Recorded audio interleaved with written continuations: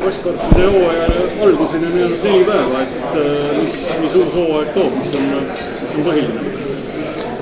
Põhiline võib-olla algaval hooajal võiks olla see, et jälle proovime huvitavates kohtades sõita. Et see aasta alustame jälle Lätis Pikernekil ja teine etapp on juba näiteks Lauluväljakul, mis on ka alati olnud väga märgiline ja seal on ka ennem crosskartidega sõidetud ja on olnud alati väga põnev. Tore koostöö meil Rally Estonia ja Paide ralliga, et kui juba selline suur motospordi sündmus toimub ja on võimalik sinna crosskartid juurde panna, et siis me ikkagi proovime ka osaleda ja see on väga tore, et meil on see kõigi ralli korraldajatega koostöös praegu õnnestumas. Ja hooaja finaal on täiesti uus Hiiumaal. Ja hooaja finaal on Hiiumaal, mis on meile kõigile täiesti uus ja kindlasti üllatuste rohke, aga seda põnevam ja ägedam hooaja lõpp tuleb. No, esimese etapi koosseis, võistlejate koosseis on ikkagi väga kõva, kas sa tooksid mõned nimed välja?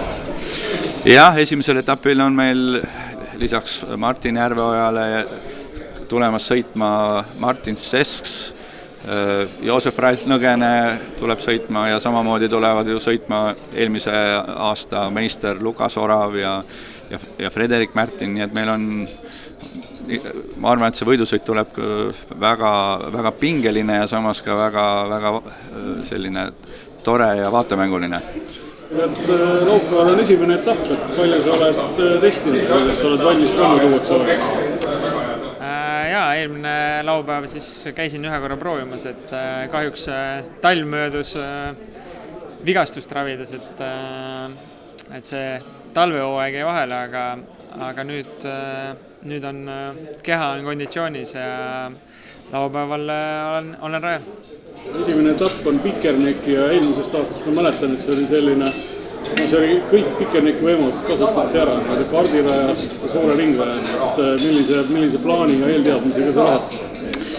Ega mul ausalt liiga palju infot ei ole, aga keegi teadis rääkida täna siin, et seda rallycrossi osa on remondis, et seda vist kasutada ei saa, et siis on rohkem nii-öelda seda ringraja osa, eks nad peavad seda kuidagi takistuste ja kunstlike elementidega nii-öelda piirama seal, aga eelmisest aastast on väga positiivsed muljed, et rada oli lahe ja 2 aastat tagasi me sõitsime ju seal ka WRC autodega, et nüüdseks on juba koht on nii-öelda pooltuttav, et vast mingit liiga palju üllatusi ei tule seal.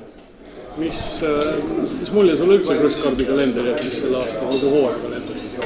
Jaa, järjekordselt korraldaja on näinud palju vaeva ja leidnud uusi põnevaid kohti, kus siis nii-öelda võistelda ja kus seda siis ka teadupärast Tallinnas tuleb meil Lauluväljakul üks võistlus, et kindlasti ma usun, et tulebki seda nii-öelda rohkem rahvale kohale tuua ja siis on ka, ma arvan, meil võistlejatel põnevam seda nii-öelda siis jällegi ennast proovile panna.